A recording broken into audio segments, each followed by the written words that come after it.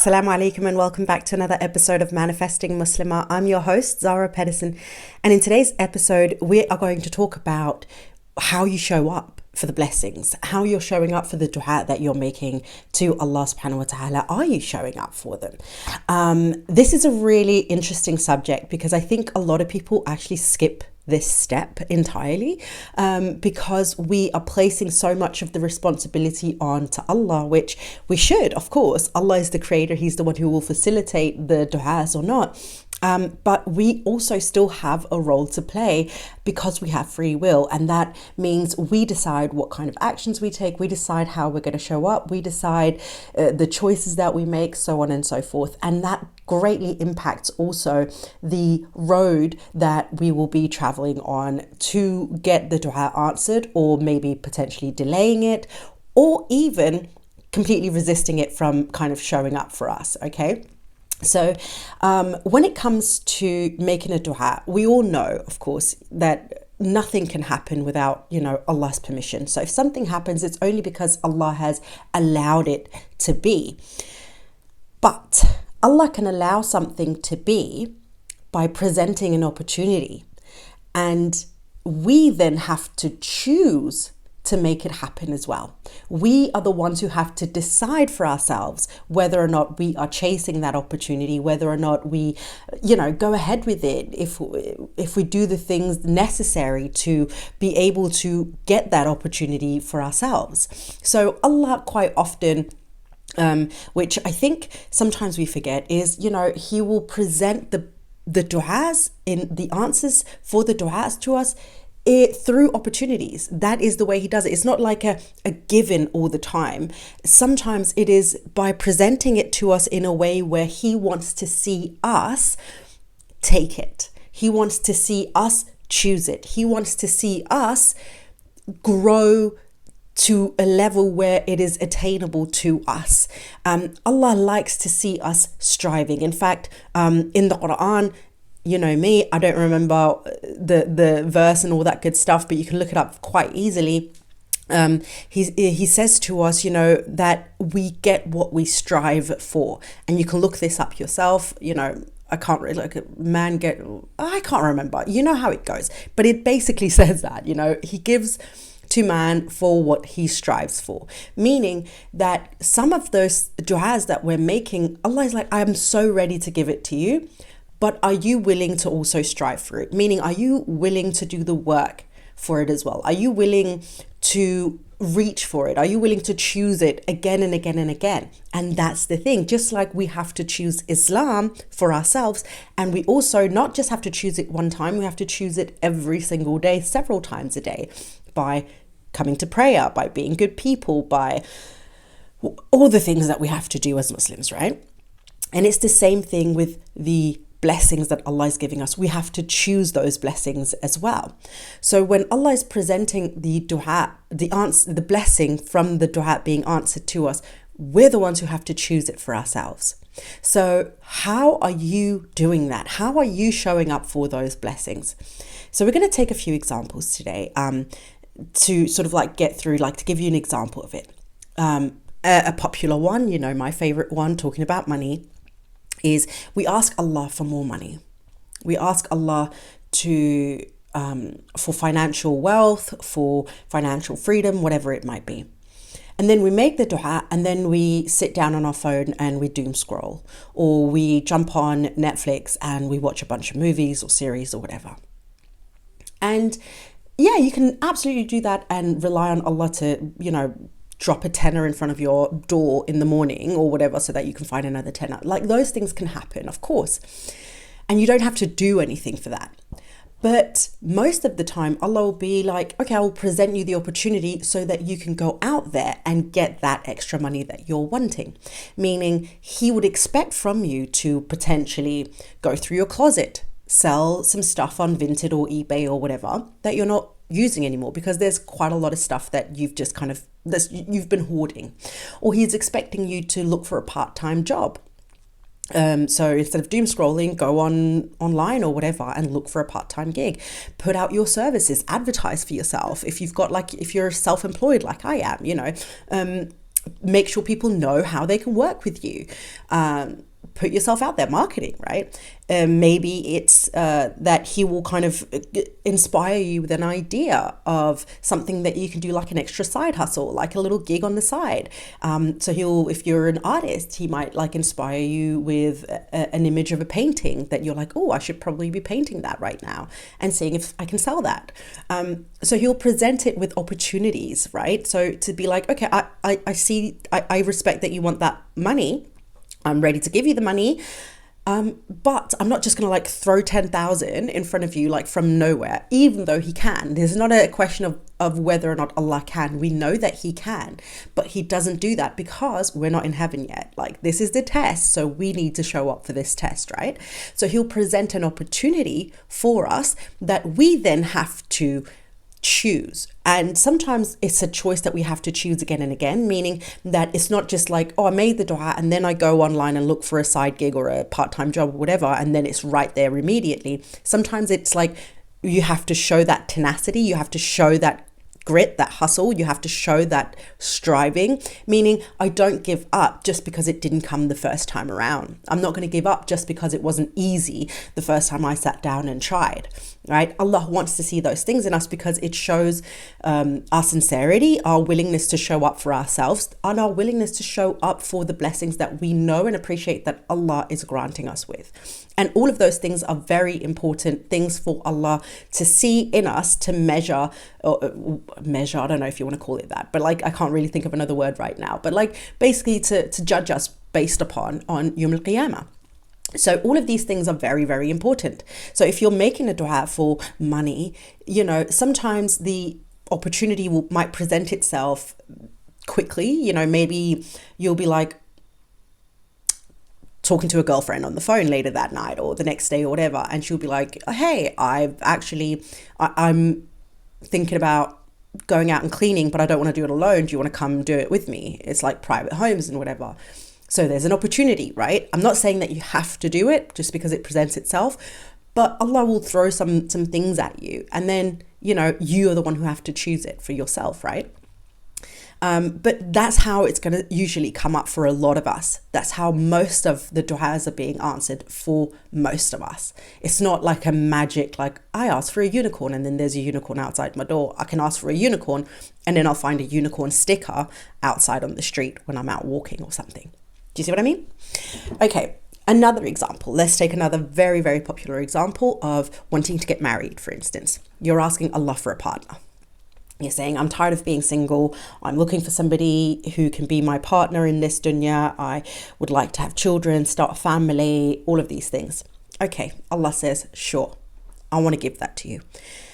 What do you do then? You go about your day like usual. You're not changing anything about your mindset. You're not healing past traumas. You're not going out to places where you might potentially meet a partner. You're not telling people that you're interested in meeting someone. You're not doing anything out of the ordinary. Do you know what I mean? One thing that I will say right here is that definition of insanity, do the same thing over and over again, expecting a different result. That's kind of what most people will do. So they'll sit down and they'll make the dua and then it'll be like, figure it out, Allah. And Allah can. And Allah already has. So it's not a question about whether or not Allah is capable of doing it, but Allah also wants to see you showing the interest in changing something to get a different result, a different outcome, right? So Allah's saying, I'm ready to give you this. So I'm gonna try and make this person available to you, but you still have to put yourself in that situation where you can meet him, or go outside the house, sign up for a dating app, speak to a matchmaker, speak to your girlfriends, whatever, like tell people about it, take an interest. I still need you to heal that thing that is making you resistant to being open and vulnerable and trusting new people. A lot of us, and I'm going to say that, inclusively, because I've had to do a lot of this work myself as well through therapy, and years of healing and sometimes hard work, but the majority of the time has just been sort of like recognizing my own patterns and insecurities and trigger points. We don't take the time to recognize that in order for me to get the marriage of my dreams, I too have to heal. I too have to work on being that good partner. Many of us look at the other person and we're like, this person is not accommodating my past traumas. And so they're being disrespectful. And in reality, you're the one who's being disrespectful to your own past traumas because you're the one who hasn't done anything about healing them. You're the one who hasn't done anything about making them less vulnerable to you and to other people. So, we can put all of that responsibility over on other people, or we can take responsibility for ourselves and say, in order for me to have a healthy marriage, which most of us, I'm sure, would love, and a beautiful family life, I'm going to take the time to do what is necessary for me in order to be a good wife, a good mother, a good grandmother, a good whatever it might be, a good partner to my husband, a good whatever else it might be, right? And that right there is quite often the things that most people will neglect. They'll be like, but I'm beautiful and I'm the right age. Khalas, fine, whatever. We can all agree that you're beautiful women out there. And a lot of you are so super intelligent and you're independent in a lot of beautiful ways and creative and emotionally savage and whatever. I get it. Emotionally savage. I meant emotionally intelligent, but maybe you're emotionally savage too. I'm not going to judge you, okay? But most of us will focus on all of those things. And then we don't focus on, how am I as a partner being in a relationship with me? How can I make it easy for someone to be in a relationship with me? The right person, not just anyone, of course, but how can I make it easy for the right person to meet me, to connect with me, to be with me, to have a beautiful relationship with me? We look at the outside things, right? So those are the things that a lot of people will kind of ignore when they're thinking about like, oh, I want to get married and I'm going to just make the dua and then Allah's not answering it. And in reality, Allah has answered it many times over probably. And you're the one who's not taking the necessary steps. How are you showing up for the blessing that you're asking Allah for? Sometimes if you have done that kind of work and you're like, no, but I've done the healing, I've been to therapy, I've done all of that. Sometimes it's a question of, but is your life right now accommodating it? For instance, are you going out? Are you actually going out and meeting people? Are you open to dating? Are you open to meeting new people? Even if your first impression, and this is where I see a lot of women also going wrong, is my first impression is, oh, he doesn't meet these 6'5" criteria or whatever. I don't do feet measurements or in that kind of measurement, but or whatever. People say like, you have to be 6'2", 6'3", whatever. So they'll be like, I'm going to write him off because he's shorter than what I would otherwise imagine my future husband having to be or whatever. And so they'll write them off immediately. And it's like, hold on, stop. Appreciate that Allah might send you something that might look a little bit different, but might be better for you. And I'm not saying that you have to compromise and that you have to, all of those things. I'm saying you have to be open to how the blessing might come into your life.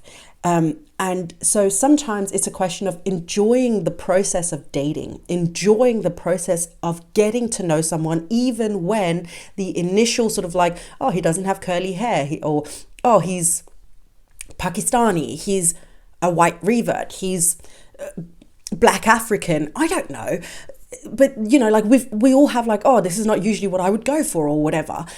And instead of sort of like letting that stop you immediately every single time, sometimes it's, as I said, enjoying the process of dating, enjoying the process of getting to know someone, enjoying the process of getting to know yourself in that scene as well, enjoying getting to know yourself as somebody who is desirable, somebody that men want to chase, that men want to be with.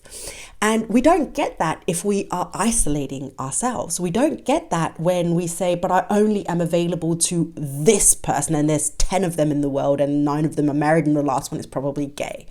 Like, I don't know, I'm being super pessimistic, but okay, you get the point. You get what I'm trying to say.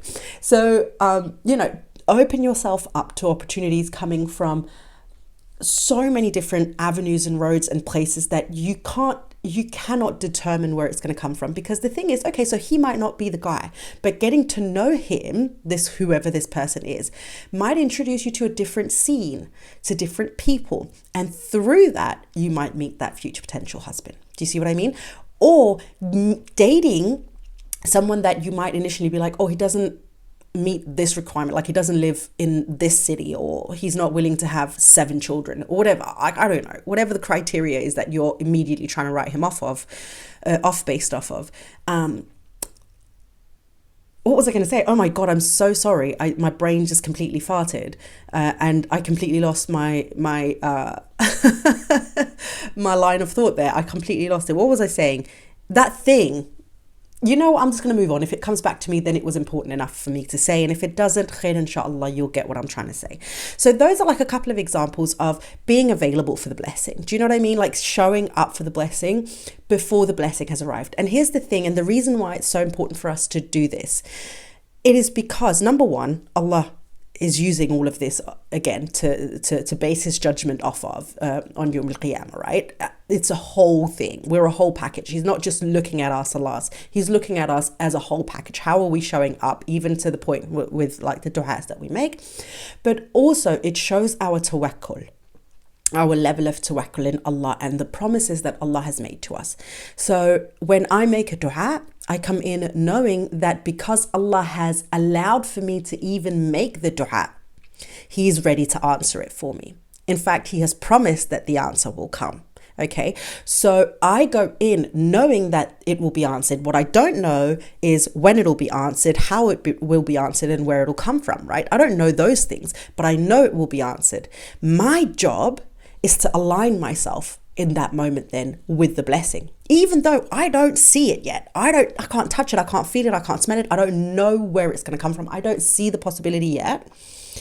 But I believe in the limitlessness and the power of Allah subhanahu wa ta'ala as the ultimate creator. So I know nothing is impossible for Him. So I know that even if I ask Him for something that feels impossible in that moment, Allah can make it possible for me, right? So I will show up for it, knowing that at any moment now, Allah is going to present me with this thing. And it is my responsibility as the one who has asked for it, the one that will actually benefit from this blessing, to then align myself with it, make changes physically around me if that is the necessary, go to the gym if that is the necessary thing, wake up early if that is a necessary thing, go out and meet people if that is a necessary thing, create content if that is the necessary thing, meet new people if that is the necessary thing, whatever it is that we're asking for, aligning ourselves with it, knowing, having that tawakkul that it is going to show up, even if we don't know when. And that, my darling, is so important, because not only does it show, a level of faith in Allah to Allah when we do these things. Like, I know and I trust and I believe in you so much that even though I don't see it right now and I can't fathom how it's possibly going to come into my life and into existence, I am still showing up for it because I trust in the promises that you have made to me, oh Lord. The second thing it's going to do for you is to strengthen your level of tawakkul. And it's going to make you a far happier person and stress-free and anxiety-free around du'as and coming to Allah and asking Allah for these things that you want Him to bless your life with. Because every single day you're showing up for it as well. So it's showing your ability to get the blessings for yourself, because you're starting to change your reality based on the du'a that you've made and the promise that Allah has made that it will come. He will answer the du'a for you with the blessing. But also because you're starting to implement new things that give you a sense of joy around getting and attaining the blessing. You're creating excitement around it instead of worry and anxiety and fear and hesitation and whatever else that, oh no, what if it doesn't? Do you see what I mean? So we're basically creating a whole world around us off this one du'a where we're excited about it before it's even shown up for us. And what does that mean? It means we're grateful for something even before it comes. And that shukr is so highly rewarded by Allah subhanahu wa ta'ala. He loves to see that gratitude in us. So if we can create a world around us where we are grateful for something even though it hasn't even shown up, that is very beloved to Allah, and it is so helpful to us as His servants to avoid depression, anxiety, fear, all of those things, laziness, procrastination, whatever. So make sure you are showing up to the blessing the way that you would if you if you knew that it was coming tomorrow, if you had like, if every dua was answered by what's it called, a letter pigeon, you know, and it flew through the window like a white dove, you know, and it got you, dear Sumaya, I received your dua, it is arriving tomorrow, sincerely Allah. Do you know what I mean? Imagine that every time you made a dua, you got that confirmation. If that was literally it, how would you react? How would you act differently? What would you change right now? How would you do things differently, knowing that it was going to show up? That is how you need to do every single time you've made a dua. You need to act as though, well, Allah has already sent that dove with the letter, with the confirmation that, you know, signing off on this, it's happening, it's coming at this state, at this time. Prepare yourself. That's what I want you to do. So that's a little reminder for you. Think about some of the du'as that you've been making lately to Allah subhanahu wa ta'ala. Think about the things that you've been asking for, the blessings that you've been asking Allah subhanahu wa ta'ala for. And then look at your behavior, your actions, your mindset, the things you do, the things you don't do, and figure out whether or not it's actually aligning. Ask yourself, am I also showing up for the blessing that I'm asking Allah to bless me with? Am I showing up for it in a way where when it comes, I'm ready for it? And I don't have to like try to keep up with it. I don't have to run after it. I don't have to chase it. When it comes, I'm just ready to straight in there. Boom, ready, let's go. That's what I want you to do today. All right, my darling, that's all I have for you today. Don't forget that if you do want to work with me, I recommend that you start off by signing up to my membership. We meet every Monday and Thursday, and we have these kinds of conversations all the time. It is absolutely wonderful community in there. I have said it before and I'll say it again. And I can never get tired of saying this. If I go to heaven, it has a lot to do with that membership group and the community we've got in there, because it really strengthens my deen and my love for Allah, because it helps to have a community that wants the same thing, to move closer to Allah. So if you want that for yourself and you're missing that kind of community, join mine. It is absolutely wonderful in there. It's only £10 a month. It's very affordable. We meet twice a week, Mondays and Thursdays, and it is a wonderful community, and you are so welcome to join us there.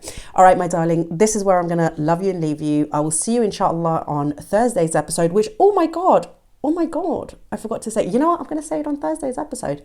So we've got something to look forward to for Thursday's episode, inshallah. But my darling friend, until then, please don't forget to live in love.